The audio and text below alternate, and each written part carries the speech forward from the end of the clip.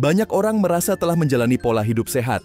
Namun, tanpa disadari, sejumlah kebiasaan yang dianggap baik justru berpotensi menimbulkan risiko kesehatan dalam jangka panjang. Hal ini terjadi karena masih banyak informasi keliru yang tersebar luas di masyarakat.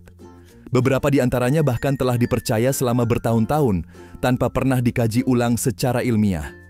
Dalam video ini akan dibahas 7 fakta kesehatan yang sering disalahpahami. Setiap poin dijelaskan secara rinci, dilengkapi dengan contoh relevan dan data pendukung yang valid. Tujuannya adalah agar kita dapat membangun kebiasaan hidup yang benar-benar sehat, berdasarkan ilmu, bukan sekadar asumsi. Mari kita mulai dengan fakta yang pertama. Fakta pertama, tubuh membutuhkan 8 gelas air per hari. Anjuran ini telah dikenal luas namun tidak sepenuhnya akurat.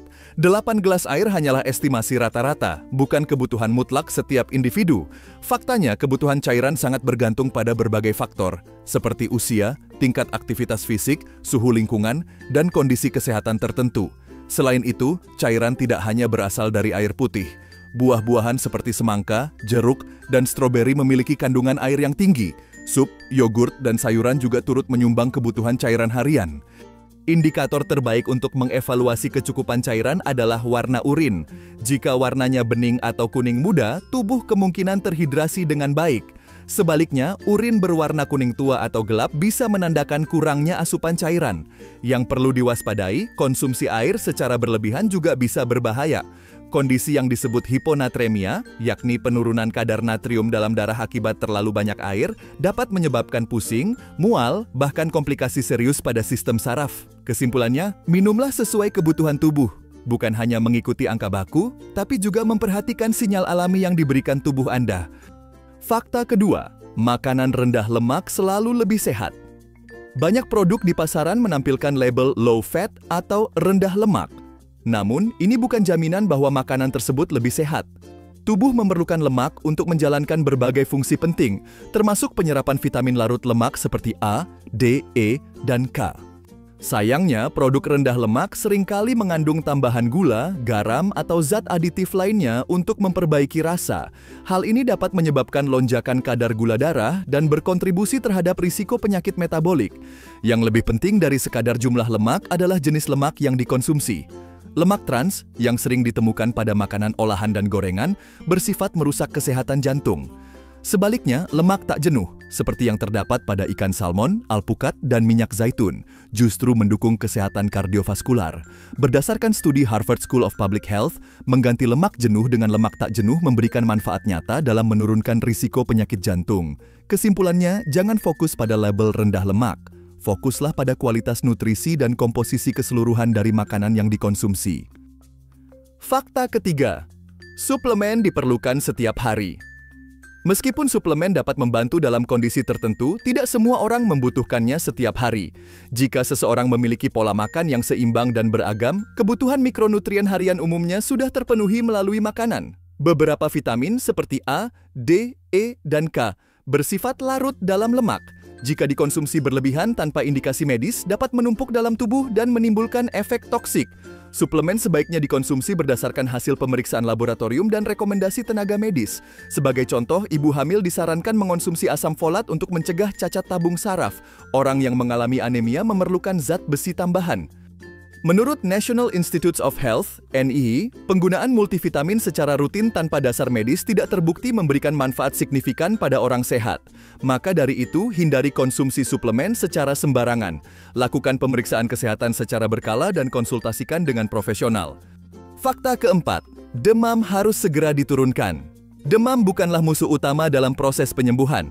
Sebaliknya, demam adalah bagian dari sistem pertahanan tubuh saat melawan infeksi. Saat suhu tubuh meningkat, aktivitas mikroorganisme patogen melambat, dan sel imun bekerja lebih optimal.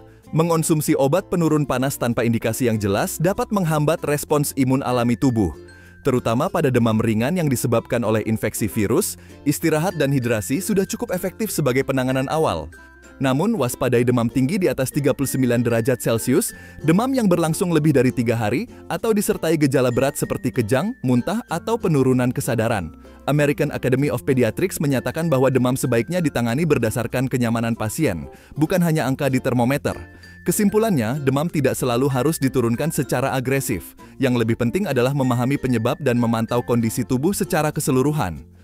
Fakta kelima, sarapan adalah waktu makan terpenting. Sarapan sering disebut sebagai waktu makan paling penting dalam sehari. Namun, anggapan ini tidak selalu berlaku untuk semua orang. Secara historis, kampanye sarapan sehat dipopulerkan oleh industri makanan pada awal abad ke-20. Sementara itu, studi modern menunjukkan bahwa manfaat sarapan sangat bergantung pada kebutuhan dan respons individu. Beberapa orang merasa lebih fokus dan bertenaga setelah sarapan. Namun, sebagian lainnya justru merasa lebih nyaman saat memulai hari tanpa makan pagi. Metode seperti intermittent fasting atau puasa berkala menunjukkan manfaat kesehatan tertentu, termasuk peningkatan sensitivitas insulin dan pengendalian berat badan pada sebagian individu. Yang terpenting bukanlah jam makannya, melainkan kualitas dan komposisi gizi secara keseluruhan dalam satu hari. Jika kamu terbiasa sarapan, pilih makanan dengan serat, protein, dan lemak sehat. Sebaliknya, jika kamu tidak merasa lapar di pagi hari dan tetap bertenaga, melewatkan sarapan bukan masalah. Tubuh setiap orang bekerja dengan cara yang berbeda. Kuncinya adalah mengenali kebutuhan pribadi dan tidak terpaku pada aturan umum yang belum tentu sesuai. Fakta keenam, keringat banyak adalah pembakaran lemak lebih banyak. Banyak orang mengukur keberhasilan olahraga dari seberapa banyak mereka berkeringat. Namun, ini adalah asumsi yang keliru. Keringat adalah mekanisme tubuh untuk mendinginkan suhu, bukan indikator langsung pembakaran lemak. Seseorang bisa membakar banyak kalori saat berolahraga di ruang ber-AC, meski keringatnya tidak banyak. Sebaliknya, berdiam diri di ruangan panas bisa menyebabkan tubuh berkeringat tanpa membakar kalori signifikan. Faktor yang lebih menentukan pembakaran lemak adalah jenis aktivitas fisik, durasi, dan intensitasnya. Latihan kekuatan, seperti angkat beban, dapat meningkatkan metabolisme basal bahkan setelah sesi latihan selesai. Sedangkan latihan kardio, seperti lari atau bersepeda, memang membantu membakar kalori saat itu juga.